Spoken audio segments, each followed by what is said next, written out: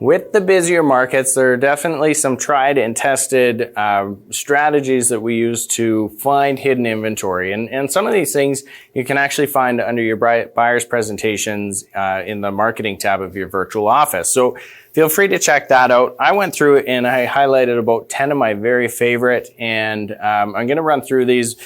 I'm going to be working off my notes to make sure that I don't miss any, but feel free to ask any questions to any of the managers, as we're all attuned to how these strategies work. So first and foremost, you want to watch the inventory that's coming on in the markets that you're already either you want to serve or you have buyers looking.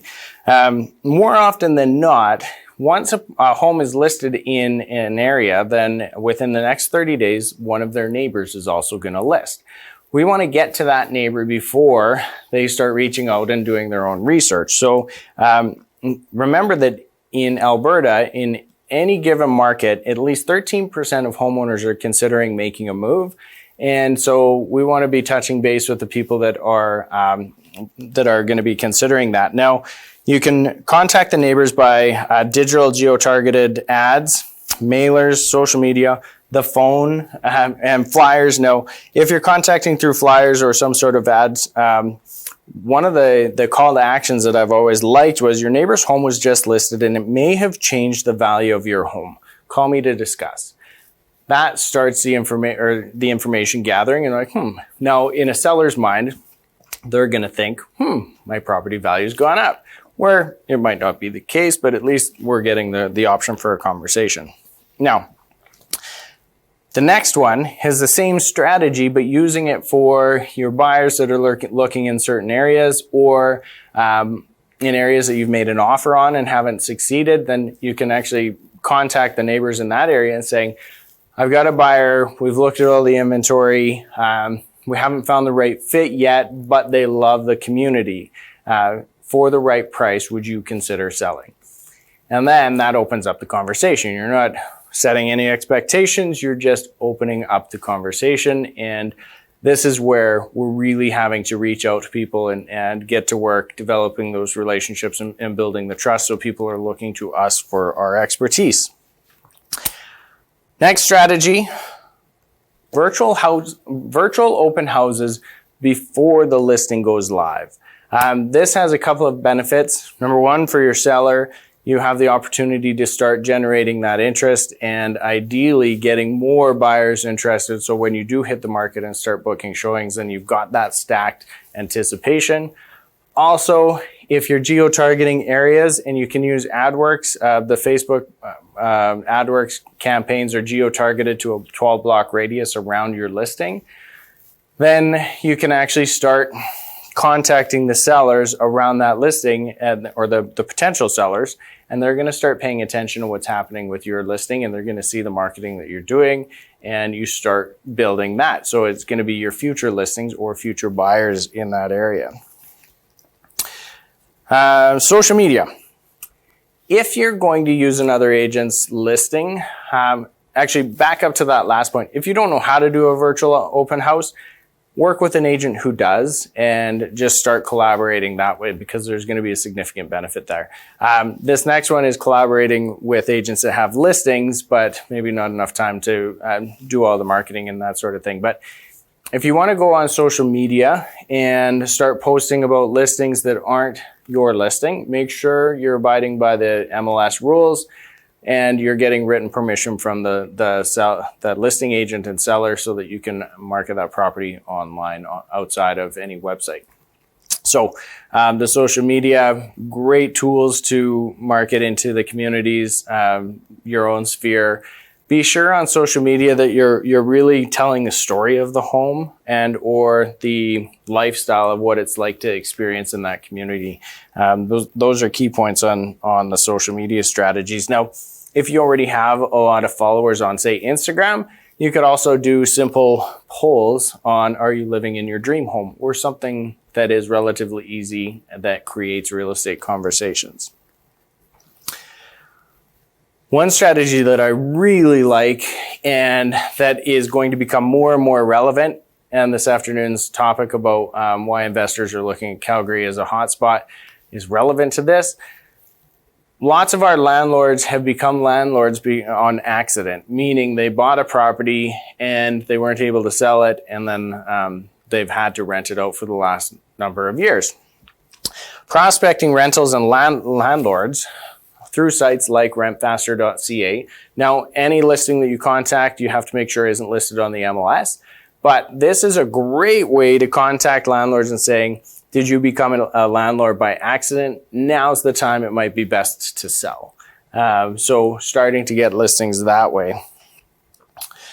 Next strategy, lists of expired properties that suit your buyer's criteria. Now, we all know that we cannot approach expired sellers. We can't use the MLS system to prospect, but what we can do is we can find property matches, and we can contact the former listing agent to see if they would reach out to the seller to see if they're still interested in selling. That way we're digging up some hidden inventory for our buyers. Now, if you don't have any buyers, contact some of our busier agents that don't necessarily have time to prospect for their buyers. So if you reach out to on the CIR agents page and ask if anybody has specific criteria their buyers are searching for, get a direct message, start that conversation, and then start some of these prospecting looking for listings for these buyers. The next one, list of previously sold homes using the same strategy of contacting the previous listing agent.